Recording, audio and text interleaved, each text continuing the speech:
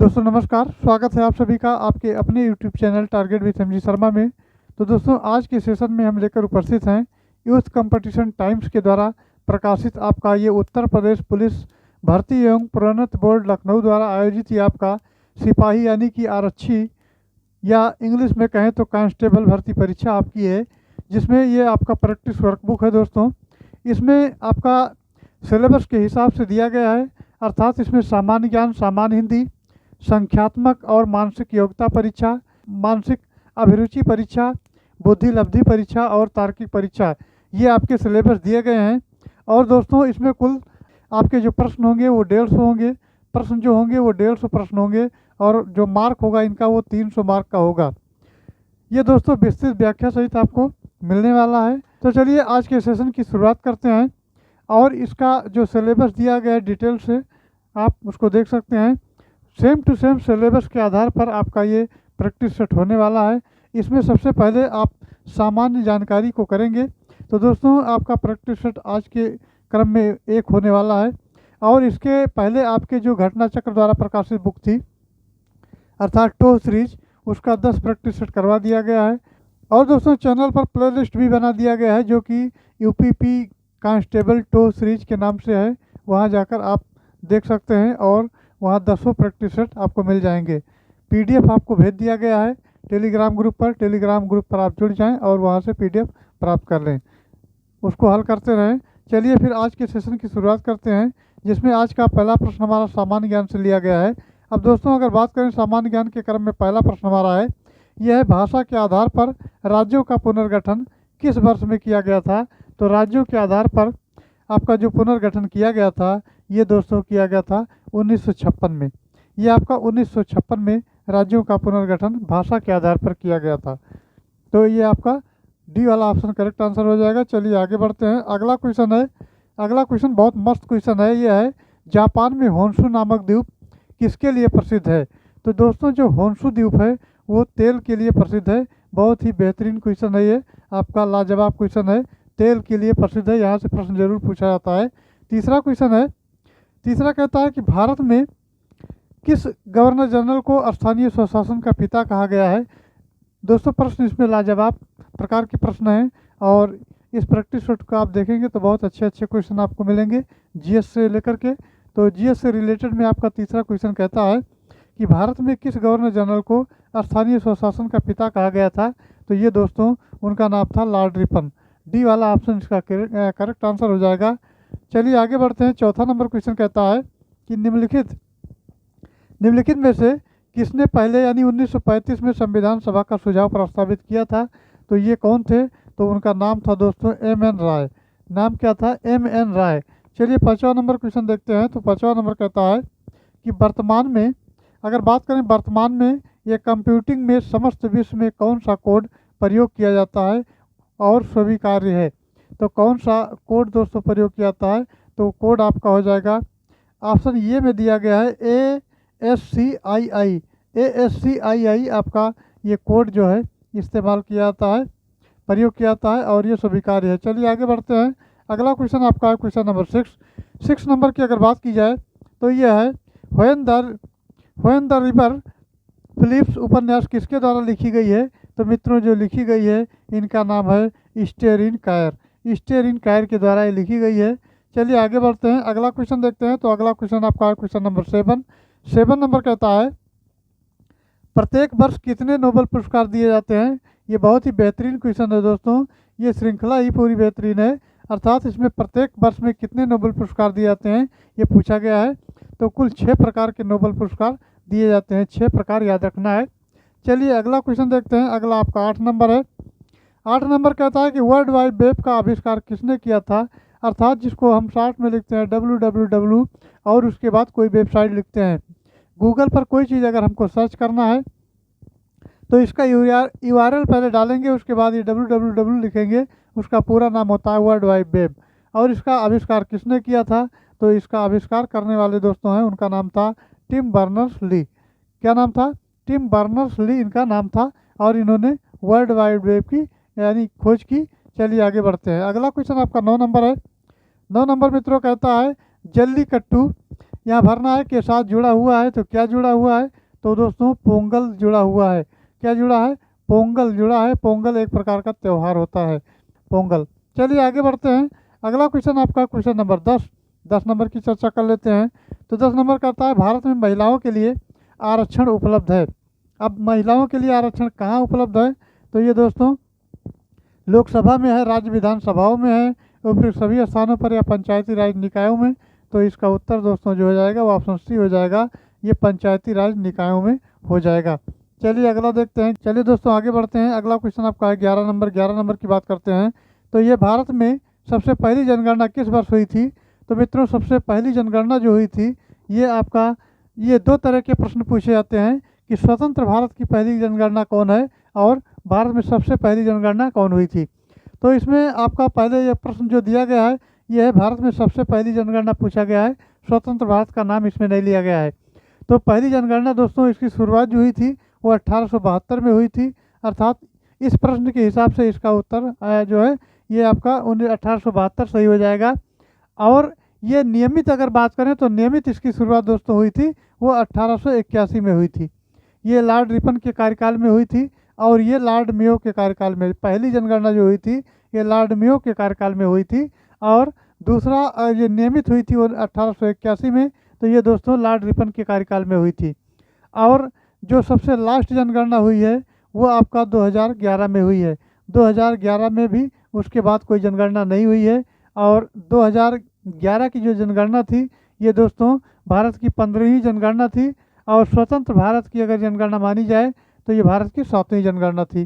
स्वतंत्र भारत की तो 7वीं थी और कुल ओवरऑल देखा जाए तो 15वीं थी। तो इस प्रश्न का हमें उत्तर देखना है तो ये 1872 हो जाएगा। फ्रेश रूप से जान लीजिए, बी ऑप्शन इसका करेक्ट आंसर होगा।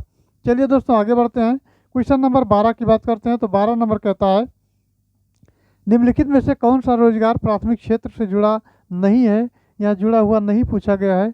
तो कौन सा ऐसा रोजगार है प्राथमिक जो नहीं जुड़ा हुआ है।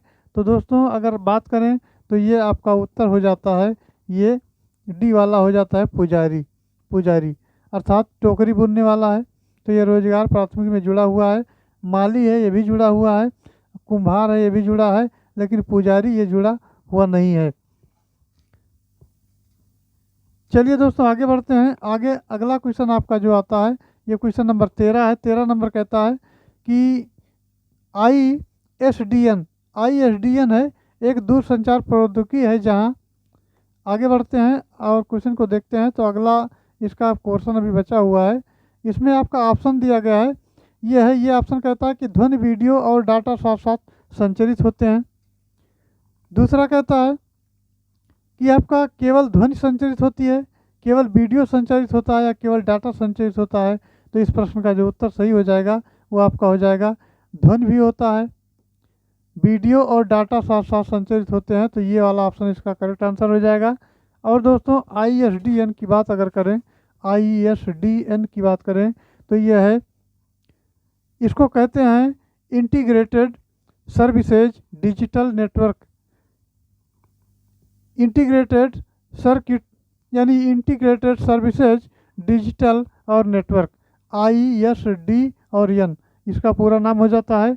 और ये डिजिटल टेलीफोन यानी सेवा में ध्वनि भी होता है, वीडियो भी होता है, डाटा भी, ये एक अंतर्राष्ट्रीय मानक है। चलिए आगे बढ़ते हैं। अगला क्वेश्चन आपका है क्वेश्चन नंबर 14। 14 नंबर की अगर बात करें तो नई दिल्ली का मुख्य वास्तुविद और डिजाइनर कौन था। दिल्ली का जो मुख्य वास्तुविद था और डिजाइनर कौन था। तो मित्रों इसका सही जवाब हो जाएगा, उनका नाम था एडविन लुटियंस। एडविन लुटियंस उनका नाम था। ए ऑप्शन इसका करेक्ट आंसर हो जाएगा।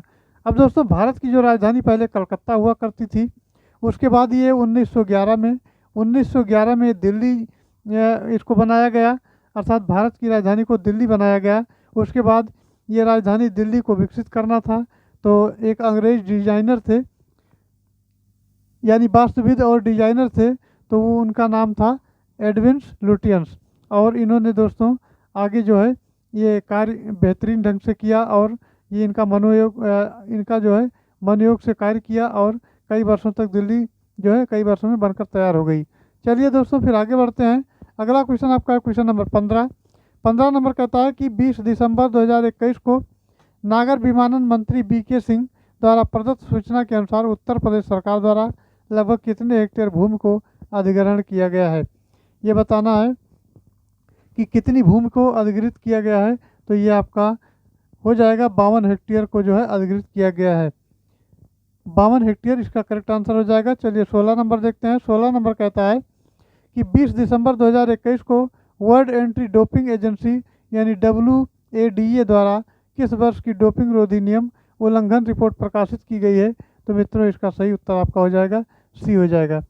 इसका जो सन होगा ये 2019 हो जाएगा। 2019 इसका करेक्ट आंसर हो जाएगा। चलिए दोस्तों फिर आगे बढ़ते हैं। अगला क्वेश्चन हमारा है क्वेश्चन नंबर 17 की अगर बात करें तो 17 नंबर कहता है कि संविधान का निम्न में से कौन सा क्षमा करना, प्रश्न एक बार पुनः पढ़ देते हैं। यह है संविधान का निम्न में से कौन सा संशोधन केंद्र और राज्य में मंत्रिपरिषद के मंत्रियों की अधिकतम संख्या सीमित करता है। तो इसका उत्तर दोस्तों हो जाएगा वो आपका ऑप्शन डी हो जाएगा। 91वां जो संशोधन है ये अधिकतम संख्या को सीमित करता है। चलिए मित्रों आगे बढ़ते हैं। अगला क्वेश्चन आपका है 18 नंबर। 18 की अगर बात करें तो 18 नंबर जो क्वेश्चन आपका है ये आपका मुगल शासनकाल से है। ये कहता है कि हुमायूं की दुर्घटना के आकस्मिक मृत्यु के उपरांत उनके बेटे अकबर को कहाँ मुगल सिंहासन पर बैठाया गया। तो इसका जो है बैठाया गया था वो दोस्तों कलनौर में बैठाया गया था। सी ऑप्शन इसका उत्तर हो जाएगा। और ये दोस्तों जनवरी 1556 में दीन पनाह भवन में स्थित एक पुस्तकालय है। इसकी सीढ़ियों से गिरकर हुमायूं की मृत्यु हो गई और हुमायूं की मृत्यु का समाचार सुनते ही बैरम खान ने अकबर को 14 वर्ष की उम्र में कलनौर यानी जो कि पंजाब में पड़ता है, अब कहाँ पड़ता है, पंजाब में पड़ता है, वहीं पर अकबर का राज तिलक कर दिया गया और बाद में इसे बादशाह घोषित कर दिया गया। तो ये जो है इसका सही उत्तर हो जाएगा कलनौर जो कि पंजाब में पड़ता है, ध्यान रखना है। 19 नंबर कहता है कि भारत का निम्नलिखित में से कौन सा राष्ट्रपति निर्विरोध निर्वाचित हुआ था। तो ये दोस्तों कौन थे, उनका नाम था नीलम संजीवा रेड्डी। नीलम संजीवा रेड्डी जो है ये भारत के निर्विरोध राष्ट्रपति निर्वाचित हुए थे। चलिए मित्रों आगे बढ़ते हैं। अगला क्वेश्चन आपका आता है, ये कहता है कि रेडियो तरंग का बेग कितना, बेग जो होता है कितना होता है, रेडियो तरंग का बेग कितना होता है। तो बेग इसका होता है 3 × 10⁸ मीटर पर सेकंड। ये वाला ऑप्शन इसका करेक्ट आंसर हो जाएगा। 21 नंबर की बात कर लेते हैं। तो 21 नंबर कहता है कि जो आपका FM प्रसारण बैंड होता है, यहाँ भरना है, के बीच होता है। किसके किसके बीच में होता है। तो दोस्तों FM प्रसारण बैंड ये होता है BHF यानी इसका कहते हैं वेरी हाई फ्रीक्वेंसी, इसके बीच होता है, जिसका रेंज दोस्तों होता है, रेंज की अगर बात करें तो आपका 30 मेगाहर्ट्ज कहते हैं। 30 मेगाहर्ट्ज से 300 मेगाहर्ट्ज तक ये होता है। 30 से 300 मेगाहर्ट्ज तक होता है।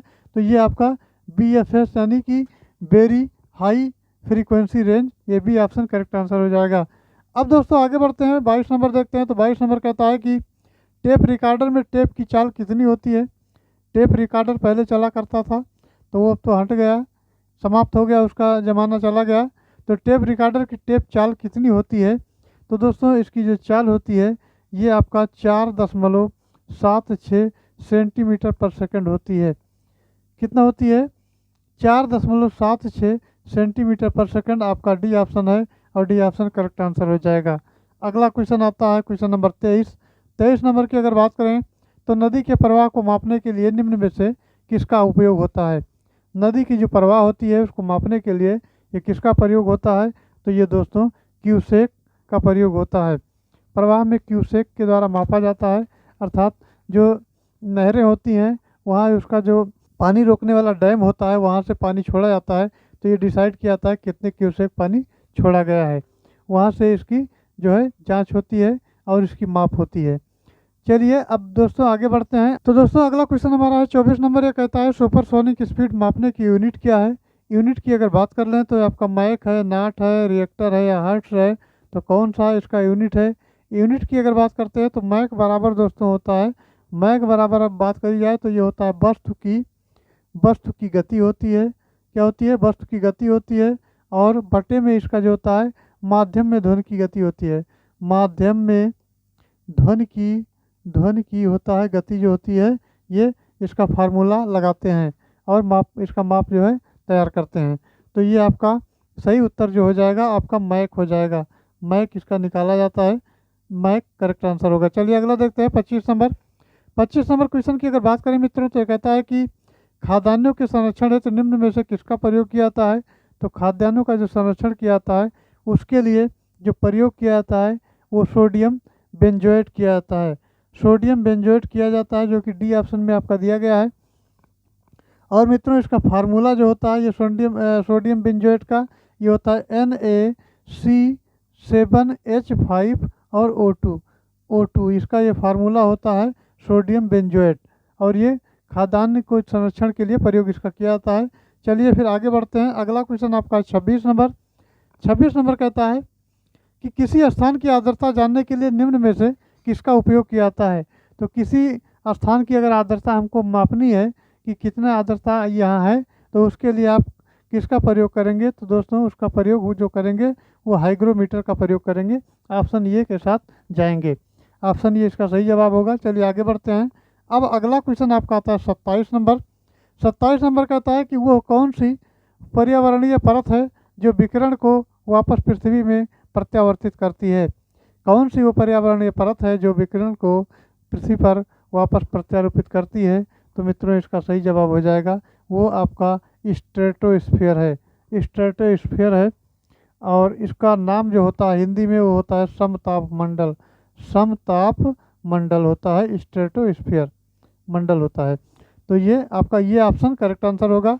चलिए मित्रों आगे बढ़ते हैं। अगला क्वेश्चन आपका 28 नंबर है। यह निम्न राज्यों में से कौन सा राज्य उदय योजना के लिए समझौता ज्ञापन पर हस्ताक्षर करने वाला देश का पहला राज्य बन गया है। तो उदय योजना जो आपकी है इसके लिए कौन सा राज्य है। तो आपका सी हो जाएगा झारखंड। झारखंड राज्य जो है ये समझौता ज्ञापन पर हस्ताक्षर करने वाला देश का पहला राज्य बना है। सी इसका करेक्ट आंसर होगा। चलिए दोस्तों आगे बढ़ते हैं। अगला क्वेश्चन आपका है 29 नंबर। 29 नंबर की बात करें तो यह महात्मा गांधी भारतीय राष्ट्रीय कांग्रेस के अध्यक्ष किस वर्ष बने। तो कौन सा वर्ष रहा।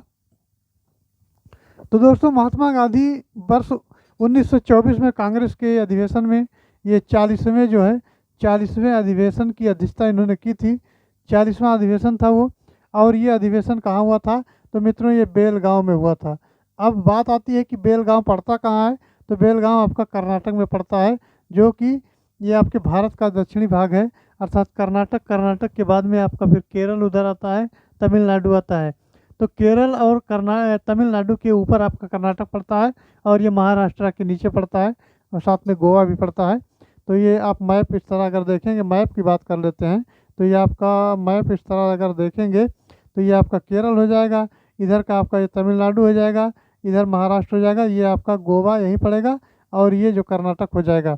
तो ये आपका कर्नाटक में पड़ता है, ये ध्यान रखना है। अब इसके साथ साथ कुछ अन्य अधिवेशन भी हुए हैं जो विशेष तौर पर हैं। तो देख लेते हैं कौन कौन से हैं। तो 1923 में जो अधिवेशन हुआ ये दोस्तों विशेष अधिवेशन था। क्या था ये स्पेशल था, स्पेशल अधिवेशन था। और ये अब्दुल कलाम आज़ाद जो कि दिल्ली से संबंधित हैं, दिल्ली में हुआ। और फिर आता है 1923 था ये दोस्तों 39वां अधिवेशन था, 39वां अधिवेशन था। और ये मौलाना अब जो है मोहम्मद अली जो कि काकीनाड़ा से संबंधित है। फिर आता है 1922 में हुआ। 1922 वाला जो अधिवेशन था ये 38वां था। क्या था 38वां था। और यहाँ जो है देश बंधु चित्तरंजन दास से संबंधित है। और ये कहाँ हुआ, गया में हुआ। गया कहाँ पड़ता है, ये बिहार में पड़ता है, बिहार उत्तर हो जाएगा।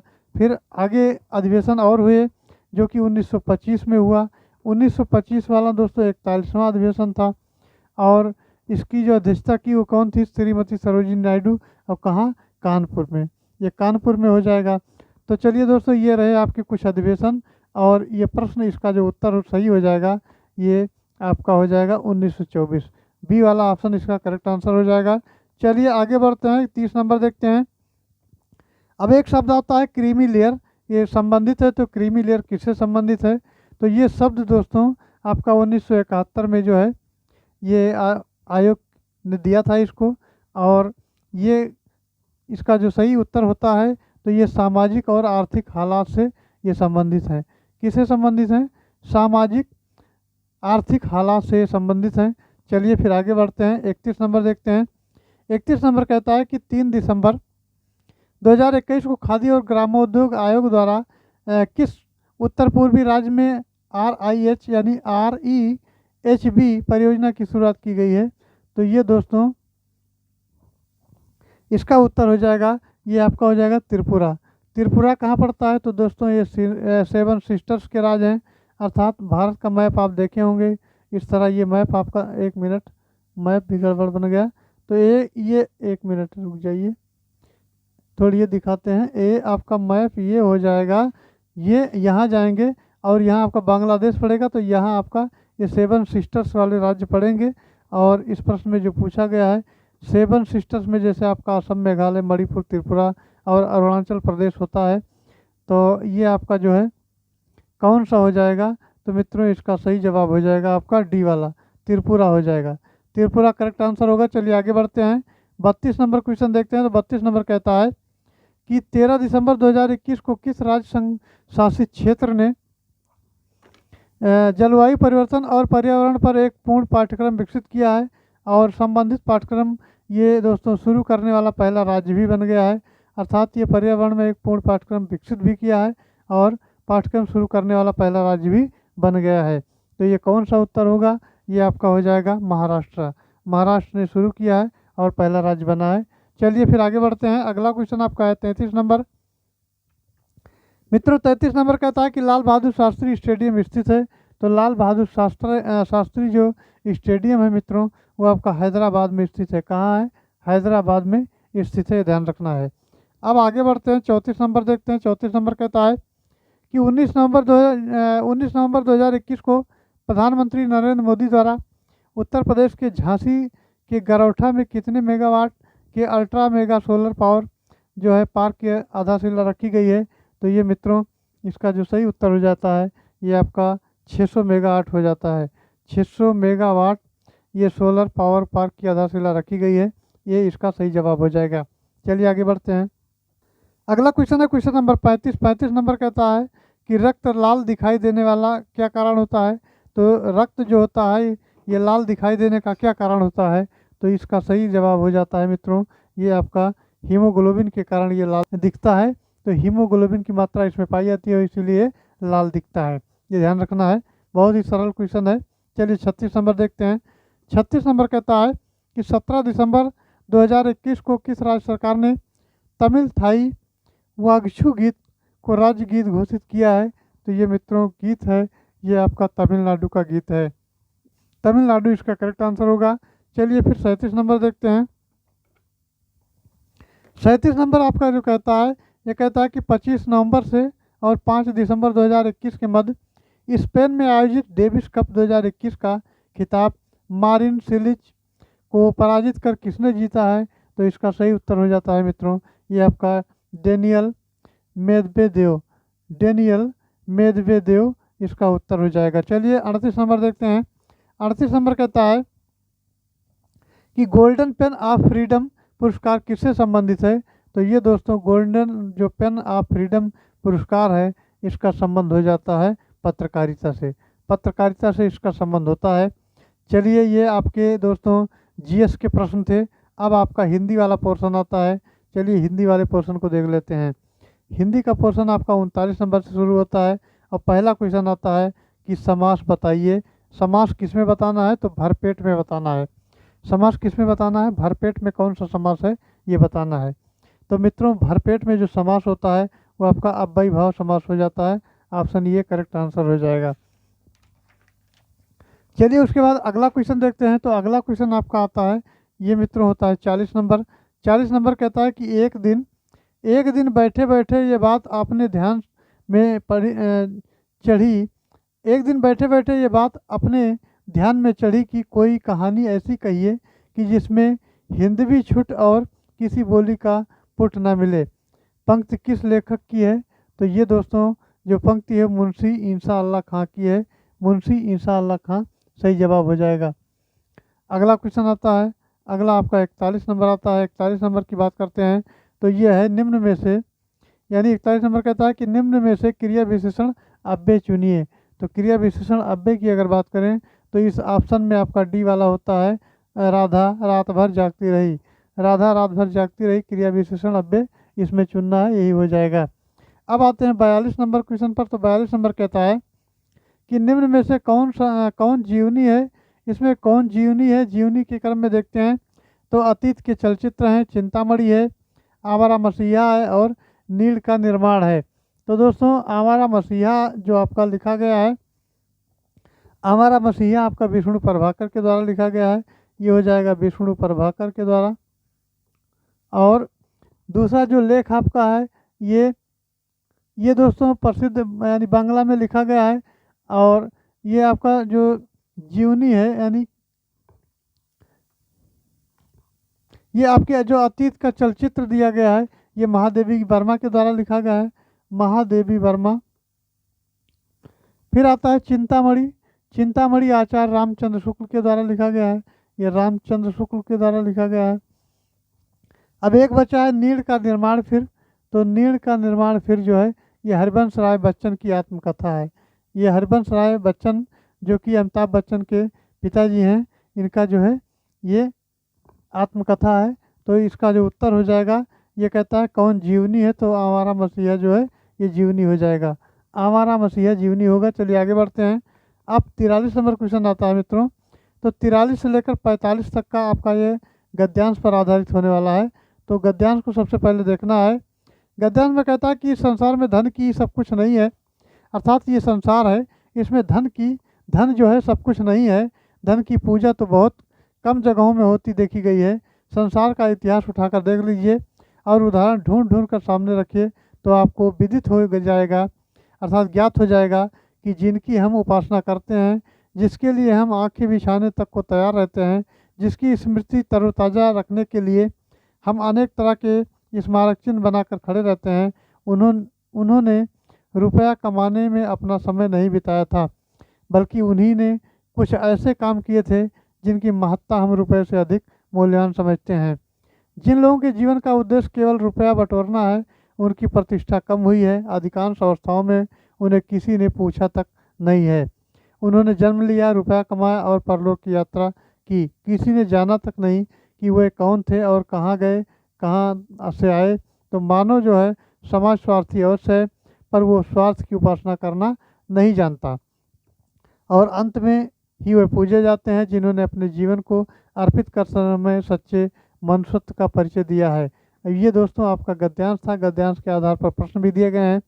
प्रश्न आपका 43 नंबर है। ये कहता है गद्यांश का उचित शीर्षक क्या है। तो आमतौर पर ऐसे प्रश्नों में उचित शीर्षक ही पूछे जाते हैं। तो ये ध्यान रखिए कि जो भी गद्यांश दिया जाएगा उसको ध्यान से पढ़ना है और शीर्षक ढूंढना है। तो आपका शीर्षक इसमें जो दिया गया है, इसमें कहता है कि उपयुक्त गद्यांश में शीर्षक क्या होगा। तो ये मित्रों शीर्षक आपका हो जाएगा धन और मनुष्यता। धन और मनुष्यता जो है ये चर्चा की गई है और यही आपका शीर्षक हो जाएगा। 44 नंबर देखते हैं। ये कहता है उपयुक्त गद्यांश के अनुसार संसार में किस तरह के मनुष्य की पूजा होती है। तो मित्रों वो मनुष्य का टाइप जो होता है वो होता है जो सच्चे मनुष्यत्व के लिए कार्य करते हैं, उनकी पूजा होती है, ये ध्यान रखना है। चलिए फिर आगे बढ़ते हैं 45 नंबर की तरफ। 45 नंबर कहता है कि धन की पूजा से क्या अभिप्राय है। तो दोस्तों धन की पूजा से अभिप्राय आपका धन कमाने वाला अधिक नाम नहीं कर पाता है। धन कमाने वाला जो अधिक नाम नहीं कर पाता है, बी इसका करेक्ट आंसर हो जाएगा। अब आते हैं 46 नंबर पर। 46 नंबर कहता है कि शुद्ध शब्द छांटिए। तो ये आपका अभ्यस्त दिया है, अभियस्त दिया है, अभ्यस्त दिया है, अभ्यस्त दिया है। तो इसमें बताना है कि कौन सा सही है। तो दोस्तों सही की बात करें तो आपका ये अभ्यस्त इस तरह लिखा जाएगा, अभ्यस्त जो होगा इस तरह लिखा जाएगा। तो ये करेक्ट आंसर हो जाएगा। बाकी सभी गलत हो जाएंगे, बाकी सभी जो है गलत हो जाएंगे, ये केवल सही हो जाएगा। चलिए मित्रों आगे बढ़ते हैं। 47 नंबर देखते हैं। 47 नंबर कहता है कि कौन सा शब्द तुर्की भाषा का नहीं है, पूछा गया है कौन सा शब्द है वो तुर्की भाषा का नहीं है। तो दोस्तों ये पैगंबर तुर्की भाषा का शब्द नहीं है। चलिए फिर आगे बढ़ते हैं। अगला क्वेश्चन आपका आता है 48 नंबर। 48 नंबर कहता है कि जल प्राण पुत्र किस का अनेकार्थी शब्द है। जल है, प्राण है और पुत्र है, ये किस शब्द का अनेकार्थी शब्द है। तो ये मित्रों जीवन का अनेकार्थी शब्द है, ये ध्यान रखना है, जीवन का हो जाएगा। चलिए फिर आगे बढ़ते हैं। 49 नंबर देखते हैं। 49 नंबर कहता है कि उपवाक पहचानिए। तो इसमें कहता है कि वो आदमी जो कल आया था आज भी आया है। वो आदमी जो कल आया था वो आज भी आया है। तो इसका उत्तर जो सही हो जाएगा मित्रों, वो आपका विशेषण उपवाक्य हो जाएगा। विशेषण उपवाक्य इसका करेक्ट आंसर होगा। चलिए आगे बढ़ते हैं। 50 नंबर की बात कर लेते हैं। तो यह कौन सी ध्वनि महाप्राण नहीं है? ये प्रश्न में ध्यान जरूर रखना है कि कौन सा नहीं में पूछ रहा है, कौन सा पॉजिटिव में पूछ रहा है, कौन सा निगेटिव में पूछ रहा है। तो नहीं को पहले ही अंडरलाइन कर लेते हैं। अगर जैसे जैसे पढ़ते जाते हैं तो इसको अंडरलाइन कर लें ताकि ये पता रहे कि निगेटिव में पूछा गया है। तो दोस्तों ये प्रश्न आपका फिर से पढ़ देते हैं। कौन सी ध्वनि महाप्राण नहीं है पूछा गया है। तो कौन सी ध्वनि है आपकी? तो वो ध्वनि हो जाती है,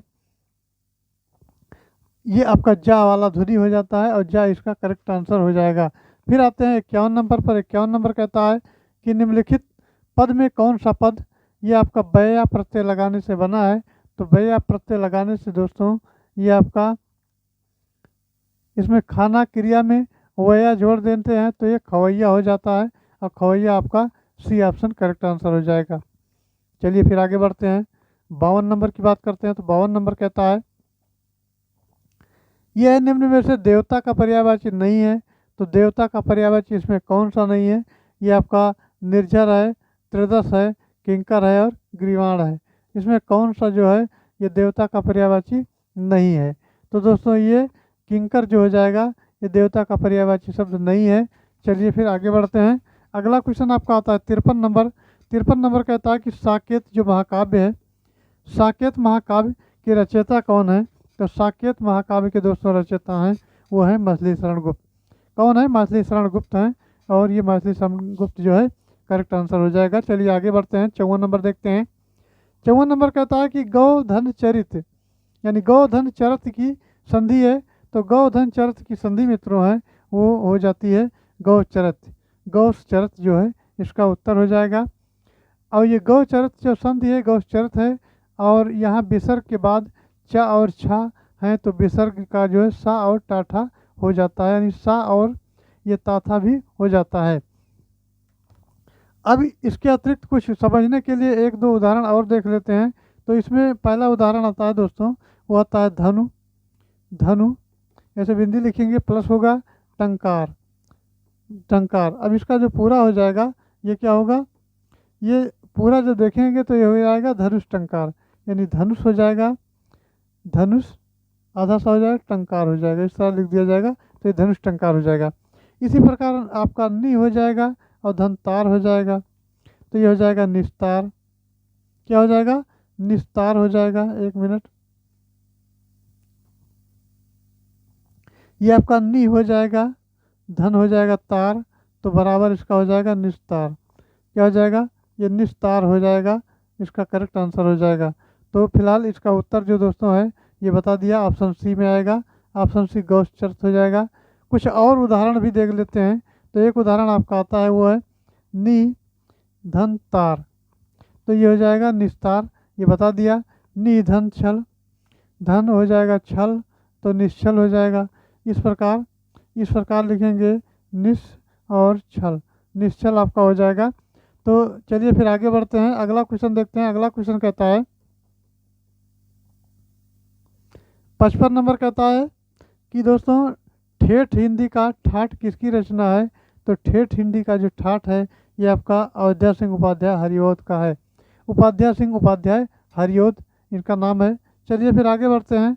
अगला क्वेश्चन 56 नंबर आता है। 56 नंबर कहता है मित्रों कि शुद्ध वाक्य को छांटिए। तो शुद्ध वाक्य चलिए छांट लेते हैं। अब शुद्ध वाक्य ये कहता है कि उस वन में प्रातः काल के समय का दृश्य बहुत ही सुहावना होता था। फिर कहता है कि उस वन में सुबह के समय का दृश्य बहुत ही सुहावना होता था, या वो यानी उस वन में प्रातः काल का दृश्य बहुत ही सुहावना होता था। तो इसका दोस्तों सही उत्तर हो जाएगा वो आपका सी ऑप्शन हो जाएगा। उस वन में प्रातः काल का दृश्य बहुत ही सुहावना होता था, ये हो जाएगा। चलिए मित्रों आगे बढ़ते हैं। अगला क्वेश्चन आपका 57 नंबर। 57 नंबर कहता है कि किस शब्द में उपसर्ग नहीं है? कौन सा ऐसा शब्द है जिसमें उपसर्ग नहीं है? तो दोस्तों ये कौन वो शब्द हो जाएगा आपका डी, ओढ़ना हो जाएगा। ओढ़ना है, इसमें उपसर्ग नहीं है।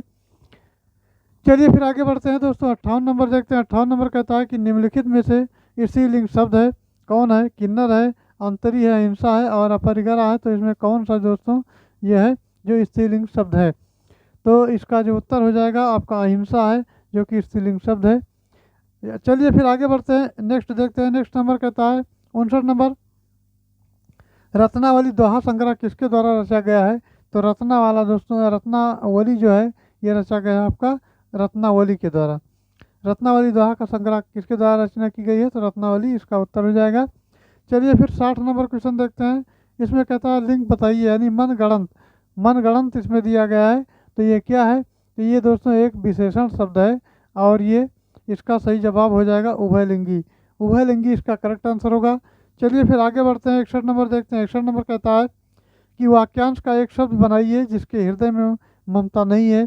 जिसके हृदय में ममता नहीं वो कौन है? निर्मम है। निर्मम और निर्दय इसका, तो ये दोस्तों इस वाक्य के लिए एक शब्द जो होगा वो निर्मम होगा, और इसके हृदय में दया ना हो उसके लिए निर्दय होता है। तो निर्मम इसका करेक्ट आंसर हो जाएगा। अब चलिए देखते हैं दोस्तों, आगे बढ़ते हैं। तो निर्मम इसको लगा लीजिए। फिर अगला क्वेश्चन देखते हैं 62 नंबर। 62 नंबर दोस्तों कहता है कि किस वाक्य में विराम चिन्ह का उचित प्रयोग नहीं है? नहीं है पूछा गया है। तो दोस्तों इसका सही उत्तर हो जाएगा यह है, मैं मनुष्य में मानवता देखना चाहती हूँ, बनाने की मेरी इच्छा नहीं, वो दूर से बहुत दूर से आ रहा है, सुनो सुनो वो गा रही है, और प्रिय महाशय मैं आपका आभारी हूँ। तो इसका सही उत्तर दोस्तों हो जाएगा, वो आपका हो जाएगा आपका डी ऑप्शन हो जाएगा, ये प्रिय महाप्राण मैं आपका आभारी हूँ, ये सही उत्तर हो जाएगा।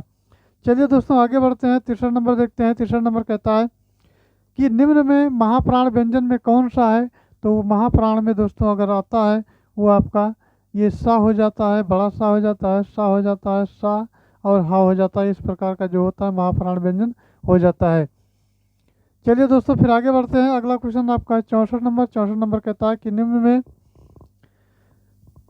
64 नंबर कहता है दोस्तों निम्न में अघोष वर्ण कौन सा है? तो अघोष वर्ण की बात करें तो आपका पा है। और 65 नंबर कहता है निम्न में कंठ वर्ण कौन सा है? तो दोस्तों निम्न में जो पूछा है कंठ वर्ण है, तो ये आपका आ हो जाएगा। आ इसका करेक्ट आंसर होगा। चलिए आगे बढ़ते हैं। नेक्स्ट क्वेश्चन कहता है निम्नलिखित में रूढ़ शब्द है, तो रूढ़ शब्द दोस्तों कौन सा है? वो रूढ़ शब्द आपका नाक है। दूधशाला नहीं, घुड़सवार नहीं, सब नहीं है, ये नाक हो जाता है। चलिए फिर 67 नंबर देखते हैं दोस्तों। 67 नंबर कहता है कि रत्नाकर, रत्नाकर का संधि विच्छेद होगा, तो ये आपका रत्नाकर जो है का संधि विच्छेद क्या होगा ये बताना है। तो ये दोस्तों रत्न धन आकार हो जाएगा। रत्न धन आकार, आकार जो हो जाएगा ये आपका रत्नाकार हो जाएगा, रत्नाकर हो जाएगा। चलिए दोस्तों फिर आगे बढ़ते हैं। तो इसका जो उत्तर होगा ये रत्नाकर हो जाएगा। Option C. 68 नंबर देखते हैं, प्रतिमान में समास है। तो दोस्तों प्रतिमान में जो समास है वो आपका ऑप्शन बी में दिया गया अव्ययी भाव समास है। प्रतिमान में कौन सा समास है? तो ये अव्ययी भाव समास है। चलिए फिर आगे बढ़ते हैं। अब दोस्तों बताता है क्वेश्चन की परिक्रमा में उपसर्ग है, तो उपसर्ग पहले लगता है प्रत्यय बाद में लगता है, ये आप लोग जानते हैं। अब इसमें पूछा है परिक्रमा में उपसर्ग है, तो परिक्रमा में परि उपसर्ग है, इसमें परि उपसर्ग हो जाएगा। डी ऑप्शन इसका करेक्ट आंसर हो जाएगा। चलिए फिर आगे बढ़ते हैं। अगला क्वेश्चन आपका है भलाई में प्रत्यय है। भलाई में दोस्तों प्रत्यय है, उपसर्ग पहले होता है प्रत्यय बाद में होता है, तो भलाई में आपका आई प्रत्यय हो जाएगा। आई प्रत्यय इसका करेक्ट आंसर हो जाएगा। चलिए फिर आगे देखते हैं। अगला क्वेश्चन दोस्तों आपका 71 नंबर है। 71 नंबर कहता है कि निम्न में से निम्न में कौन सा शब्द है? अर्थात वो शब्द हो जाएगा तो क्या हो जाएगा? तत्सम है। ये पूछा गया निम्न में कौन सा तत्सम शब्द है? तो तत्सम शब्द आपका दोस्तों है वो आलस्य है। क्या है? आलस्य है। चलिए 72 नंबर देखते हैं। 72 नंबर कहता है यह है निम्न में कौन सा शब्द तद्भव है? तो वो शब्द दोस्तों हो जाएगा छत। छत क्या है? तद्भव है। चलिए फिर आगे देखते हैं 73 नंबर। 73 नंबर कहता है कि निम्न में कौन सा शब्द देशज है? तो देशज की दोस्तों अगर बात करें तो आपका ये कौन सा शब्द देशज है पूछा गया है, तो ये आपका जो देशज शब्द है वो सी है। चलिए फिर आगे बढ़ते हैं। अगला क्वेश्चन आपका आता है 74 नंबर। 74 नंबर कहता है कि निम्न में विदेशी शब्द कौन सा है? तो विदेशी शब्द कौन सा है ध्यान रख के बैठना है। तो ये दोस्तों हो जाता है भाषा में आए हुए शब्द हैं जिनको विदेशी शब्द कहा जाता है, जैसे अमीर है, आर्डर है, लालटेन है, हॉस्पिटल है, अलमारी और आदमी, ये सभी इसके उदाहरण हैं। तो दोस्तों इसका सही उत्तर हो जाएगा आपका 74 का जो सही उत्तर होगा बी वाला अमीर हो जाएगा, अमीर हो जाएगा। चलिए फिर आगे बढ़ते हैं, 75 नंबर देखते हैं। 75 नंबर क्वेश्चन कहता है कि निम्न में संज्ञा शब्द है, क्या गंगा है, पुराना है, नीला है या मोटा है। तो इसमें कौन सा संज्ञा शब्द रखना है, इसमें कौन सा जो शब्द है वो संज्ञा शब्द है दोस्तों, तो ये आपका गंगा है। क्या है, गंगा इसका करेक्ट आंसर हो जाएगा। तो ये दोस्तों आज के रहे 75 प्रश्न, और ये आपका जो संख्यात्मक और मानसिक क्षमता वाला प्रश्न है ये आपका काफ़ी समय लेता है, कैलकुलेटिव प्रश्न है और वीडियो काफ़ी लंबा हो जाता है। और वीडियो आप लोग देखते नहीं क्योंकि वीडियो लंबा होता है, तो वीडियो देखते नहीं। अगर आप लोग कमेंट बॉक्स में कमेंट करते हैं कि पूरा फुल आप वीडियो बनाया करें, तो मैं पूरा फुल वीडियो बनाने के लिए तत्पर हूँ। पूरा आपका 150 प्रश्न का 150 प्रश्न पूरा जो है ये आपका सॉल्व करवाया जाएगा। फिलहाल आपको पीडीएफ मिल रही है, पीडीएफ आप टेलीग्राम ग्रुप से जुड़ करके और इसको डाउनलोड कर लें और प्रैक्टिस करते रहें। तो दोस्तों आई होप जानकारी अच्छी लगी होगी। जानकारी अच्छी लगी तो चैनल को लाइक करें, सब्सक्राइब करें और शेयर करें। फिर मिलते हैं नेक्स्ट वीडियो में। Thanks for watching. जय हिंद।